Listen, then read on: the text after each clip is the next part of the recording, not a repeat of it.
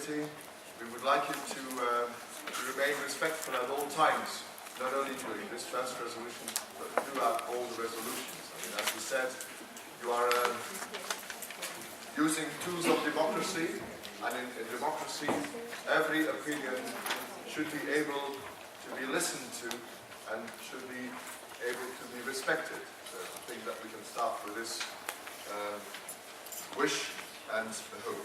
Right.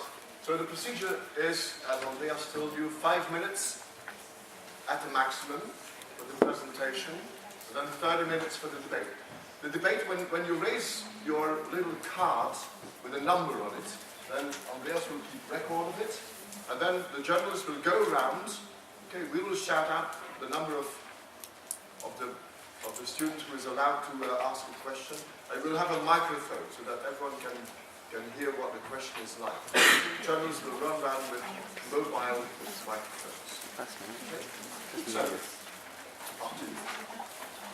Members of the Great Assembly, we, the Committee on Foreign Affairs, hereby present our mutual agreement on the current situation in Syria, whether the European Union intervention is the best option. The situation is the following. The civil war between the government and the Free Syrian Army has resulted into bad consequences.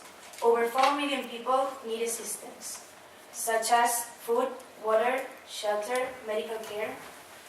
Over 2 million people have been internally displaced. Over 75,000 Syrians were killed, including 35,000 civilians. Over 400 foreign civilians were killed. These numbers are still rising.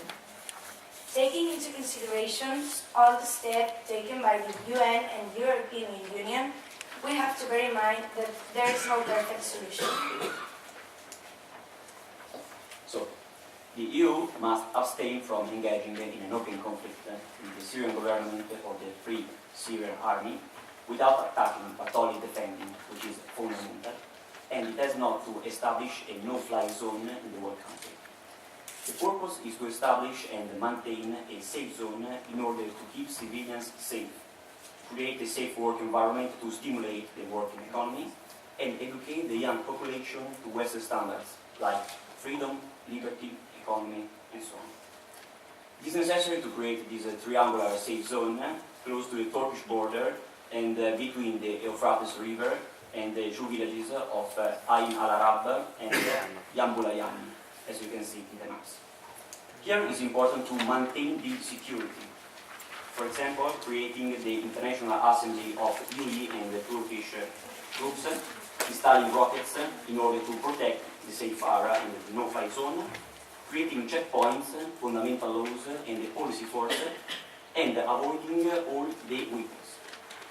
It is also fundamental to appoint the representatives of the different countries, of the different groups, who will govern the safe zone, to allow organizations to provide medical aid, medical care, to allow NGO to invest in the safe zone, and, if required, to dismantle the economic embargo.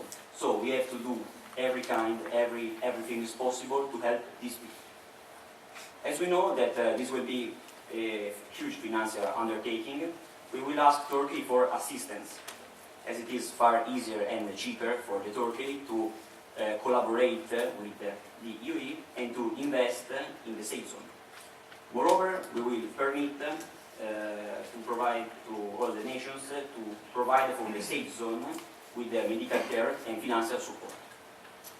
Considering the complication of the military operation, we declare that the defending troops consist of Turkish military forces combined with the forces of all kinds of nations of Europe, and we request the obligation of European nations to send military support, and we confirm that a committee of experienced European and Turkish generals will supervise the military operation in the safe zone. We have thought some possible solutions only if the regime falls. First of all the military forces and Syrian police will be taught by the European forces in order to provide security in Syria. Moreover, we will establish a temporary government from 6 months up to a year. Furthermore, both the leaders of the rebels and the former government will be charged at the International Court of The Hague. Finally, in order to revive the market, the attractment of non-governmental investors and the allowance of Syria to connect with the international loan market. Now it's time for questions, and we will be grateful to answer them. Thank you. That's great.